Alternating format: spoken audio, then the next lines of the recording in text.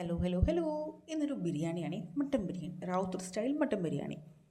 അതിനുവേണ്ടി ഇൻഗ്രീഡിയൻസ് ഇതാണ്, ഡിസ്ക്രിപ്ഷനിൽ ബാക്കി കൊടുക്കാം. സവാളിനെ നൈസായിട്ട് കട്ട് ചെയ്തെടുക്കാം. നൈസായിട്ട് എന്ന് പറഞ്ഞാൽ ഭയങ്കര തിന്നായിട്ട് കട്ട് ചെയ്തെടുക്കുന്നുണ്ട്. ഏകദേശം ഒരു 3-4 സവാള എടുക്കുന്നുണ്ട്. പിന്നെ ഒരു പിടിയോളം ഉള്ളി, അതിനൊന്ന് ജസ്റ്റ് ഒന്ന് ക്രഷ് ചെയ്തെടുക്കാം. 3 സവാള മതി കേട്ടോ, ഞാൻ 4 എടുത്തു, പക്ഷേ ഇത്തിരി കൂടിപ്പോയി. പിന്നെ ലാസ്റ്റ് ഇത്തിരി മാറ്റി വെക്കുക ചെയ്തത്. പിന്നെ വെളുത്തുള്ളി അതിനെ ഒന്ന് ക്രഷ് ചെയ്തെടുക്കുന്നുണ്ട്. ഒന്ന് ചതച്ചാൽ മതി കേട്ടോ, ഒരുപാട് അരയണ്ട. പിന്നെ ഇഞ്ചിനെ അങ്ങനെ വട്ടത്തിൽ അരിഞ്ഞിട്ട് കുറച്ച് വെള്ളം ഒഴിക്കുന്നുണ്ട്, കാരണം നല്ല ഫൈൻ പേസ്റ്റായി കിട്ടാൻ വേണ്ടിയിട്ട്.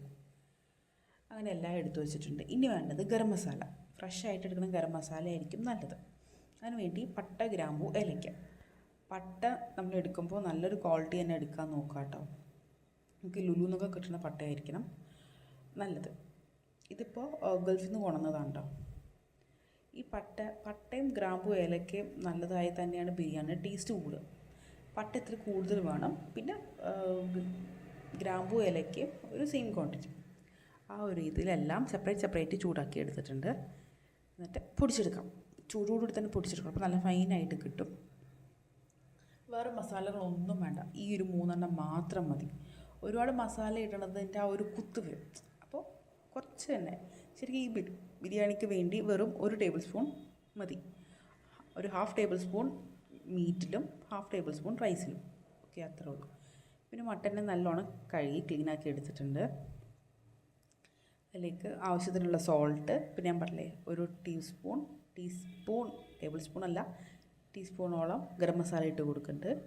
പിന്നെ 1 ടേബിൾ സ്പൂൺ മുളക് പൊടി ഇട്ട് കൊടുക്കുന്നുണ്ട്. പിന്നെ ആവശ്യത്തിനുള്ള വെള്ളം ഒഴിച്ചിട്ട് ഒരു 2 വിസിൽ വയ്ക്കുക. എന്നിട്ട് കുക്കായിട്ടുണ്ടോ നോക്കുക, കാരണം ഓരോ മട്ടൻ ഓരോ രീതിയിലാണല്ലോ, നോക്കുക. ഇല്ലെങ്കിൽ പിന്നെ വയ്ക്കാം. പിന്നെ ഒരു 3/4 കിലോ അരി എടുത്തിട്ടുണ്ട്. കുറച്ച് ഓയിൽ ഒഴിച്ചു. ഒരു 2 ടേബിൾ സ്പൂണോളം ഗീ ഒഴിച്ചു. ഗീ നോക്കുക, നമ്മളൊരു അനുസരിച്ച് ഗീ ഒഴിച്ചു കൊടുക്കുന്നുണ്ട്. പിന്നെ വേണ്ടത് പട്ട, ഗ്രാമ്പു, ഏലക്ക, സ്പൈസസ് ആയിട്ട് അത് ഇട്ട് കൊടുക്കുന്നുണ്ട്. അതൊന്ന് പൊട്ടി വരട്ടെ. പിന്നെ അതിലേക്ക് സവാള ഇട്ട് കൊടുക്കാം.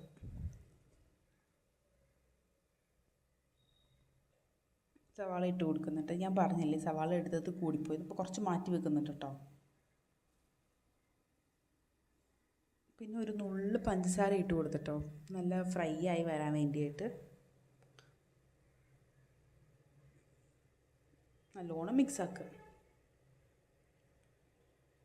സവാള നല്ല വാടണം കേട്ടോ, നല്ല സോഫ്റ്റായി കിട്ടണം. നല്ലോണം മിക്സ് ചെയ്യാം, ഇളക്കി കൊടുക്കുക. എത്രത്തോളം ഇളക്കുന്നു അതിൻ്റെ ടേസ്റ്റ് കൂടുന്ന പറയാം, അടി പിടിക്കരുത്. പിന്നെ വെളുത്തുള്ളി ഇട്ട് കൊടുക്കുന്നുണ്ട്, ചതച്ച് വെച്ച വെളുത്തുള്ളി. എല്ലാത്തിൻ്റെ ആ ഒരു പച്ച സ്മെല്ലില്ലേ അത് പോകണം. ഇത്രയും നേരം പോട്ടണം. നല്ലോണം മിക്സാക്കി കൊടുക്കുന്നുണ്ട്.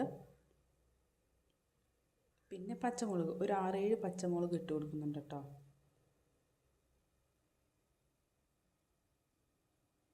പച്ചമുളക് ഇട്ടു. പച്ചമുളകിനെ ചതച്ചിടണ്ട, ചതച്ചിട്ട് കഴിഞ്ഞാൽ ഒരു കയ്പ്പ് വരും. ഡയറക്റ്റ് ഇങ്ങനെ ഇട്ട് കൊടുത്താൽ മതി. വേണമെങ്കിൽ ഓരോ കുത്തിട്ട് കൊടുക്കാം, അതത്തിൽ കിടന്ന് നല്ല വെന്തുടഞ്ഞോളും. നല്ലോണം മിക്സാക്കുക. ഇപ്പോൾ ഏകദേശം വെളുത്തുള്ളിയുടെ പച്ചമണം മാറിയിട്ടുണ്ട്. ഇനി നമുക്ക് ഉള്ളി ഇട്ട് കൊടുക്കാം. ശരിക്കും ഉള്ളിയാണ്ട് ഫസ്റ്റ് ഇടേണ്ട, ഈ പ്രാവശ്യം എന്തോ അറിയില്ല, നമ്മുടെ ഷെഫ് പറഞ്ഞു വെളുത്തുള്ളി ഇടുന്നു. ഇതെൻ്റെ മദറിലൂടെ സീക്രട്ട് റെസിപ്പിയാണ് കേട്ടോ, പക്ഷെ ഞാൻ ഇത് അടിച്ചു മാറ്റിയത് മാത്രം. പിന്നെ ഉള്ളി ഇട്ടു. ഈ ബിരിയാണി അമ്മ ഉണ്ടാക്കിയ ഭയങ്കര ടേസ്റ്റാണ്, എല്ലാവരും പറയും. ഉള്ളി ഇട്ട് കൊടുത്തു. ഉള്ളിയുടെ പച്ച സ്മെല്ല് പോട്ടെ. അപ്പോഴേക്കും നമ്മുടെ കുക്കർ 2 വിസിൽ അടിച്ചിട്ടുണ്ട്. ഓഫ് ചെയ്യാം. എന്നിട്ട് നമുക്ക് നോക്കിയിട്ട് പിന്നെ വേണമെങ്കിൽ വയ്ക്കാം. നമ്മുടെ ഉള്ളി, വെളുത്തുള്ളി, സവാളയൊക്കെ നല്ലോണം സോഫ്റ്റായിട്ടുണ്ട്. ഇനി നമുക്ക് ഇഞ്ചി ഞാൻ എടുത്തത് ഇത്തിരി കൂടി പോയിട്ടുണ്ടായിരുന്നു, അപ്പോൾ കുറച്ച് അതൊന്നും മാറ്റി വെച്ചിട്ടുണ്ട് കേട്ടോ. ഇഞ്ചിയും വെളുത്തുള്ളിയിലൊക്കെയാണ് ഇതിൻ്റെ ടേസ്റ്റ് ഇരിക്കുന്നത്. അതും പറഞ്ഞുകൊണ്ട് ഇഞ്ചി ഒരുപാട് ഇടരുത് കേട്ടോ. ഇഞ്ചി ഇട്ട് കഴിഞ്ഞാൽ പെട്ടെന്ന് അടി പിടിക്കും. അപ്പോൾ അടി പിടിക്കാതിരിക്കാൻ വേണ്ടി നമ്മൾ നല്ലോണം മിക്സാക്കി കൊടുക്കാം, ഇളക്കിക്കൊണ്ടേയിരിക്കാം. പിന്നെ ഒരു ഹാഫ് ലെമൺ എടുക്കുന്നുണ്ട്. ഇനി തക്കാളി ഇട്ട് കൊടുക്കാം. ഇഞ്ചിയുടെ പച്ച സ്മെല്ല് മാറിക്കഴിഞ്ഞാൽ തക്കാളി ഇട്ട് കൊടുക്കുന്നുണ്ട്. തക്കാളി വേണമെങ്കിൽ ജ്യൂസ് അടിച്ച് ഒഴിക്കാം, പക്ഷേ ഞാൻ സ്ലൈസ് ചെയ്ത് തരുന്നതാണ് എനിക്കിഷ്ടം. നല്ലോണം മിക്സാക്കി കൊടുക്കാം.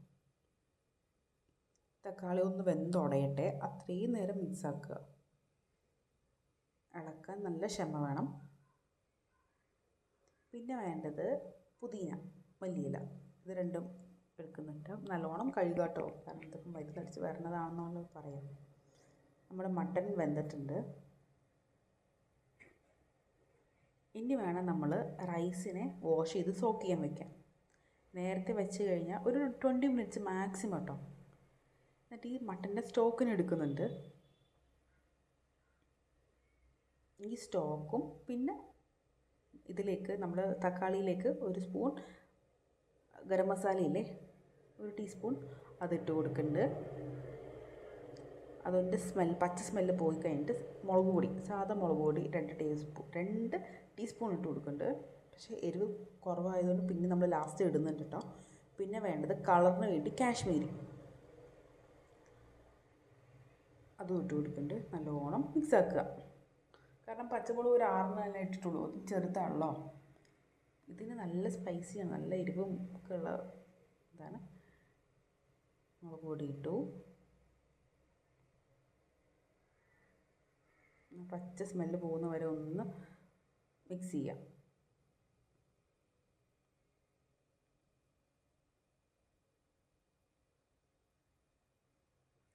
പിന്നെ ഇതിലേക്ക് നമുക്ക് ആ സ്റ്റോക്ക് ആഡ് ചെയ്യാം. 1 കപ്പ് അരിക്ക് 2 കപ്പ് വെള്ളം, അങ്ങനെയാണ് ഇതിൻ്റെ മെഷർമെൻറ്റ്.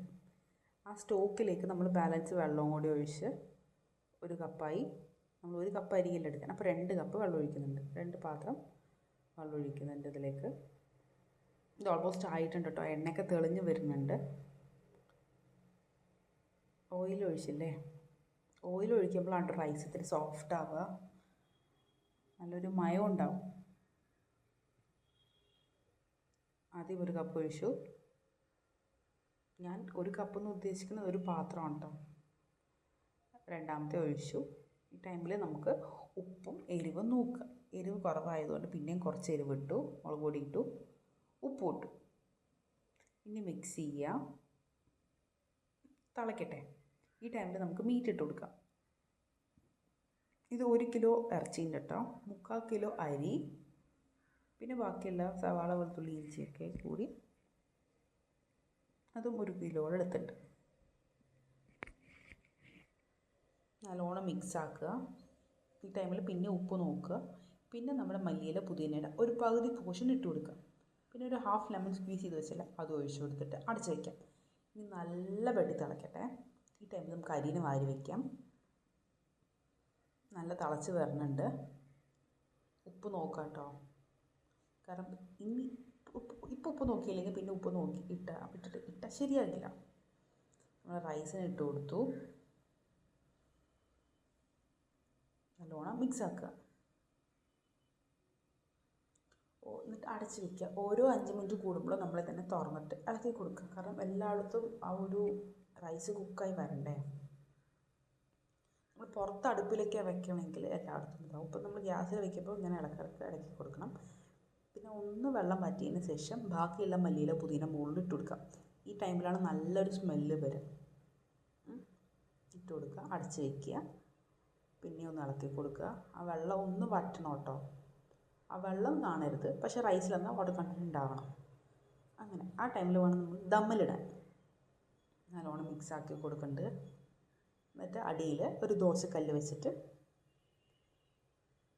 അതിൻ്റെ മുകളിൽ ബിരിയാണിയുടെ ചെമ്പ് വയ്ക്കുക, അടയ്ക്കുക, മുകളിൽ വെയിറ്റ് വയ്ക്കുക. ഇതോടുകൂടി നമ്മുടെ ബിരിയാണി പ്രോസസ്സ് കഴിഞ്ഞു. ഇനിയൊരു 10-20 മിനിറ്റ് ഇങ്ങനെ ഇരിക്കണം. എന്നിട്ട് നമുക്ക് സെർവ് ചെയ്യാം ചൂടോടുകൂടി. നല്ല ഇതാണ്ടോ. ഇനി ഇതിൻ്റെ കോമ്പിനേഷൻ എന്ന് പറയുന്നത് കുമ്പളങ്ങി മിഠായി. ഞാൻ വീഡിയോ ഇട്ടിട്ടുണ്ട്, കാണാത്തവർ കാണണം. അടിപൊളിയാണ്. കാരണം ഈ എരിവിൻ്റെ കൂടെ സ്വീറ്റ് വരുമ്പോൾ അടിപൊളിയാണ്. അച്ചാർ, പിന്നെ ചിക്കൻ ഫ്രൈ, അത്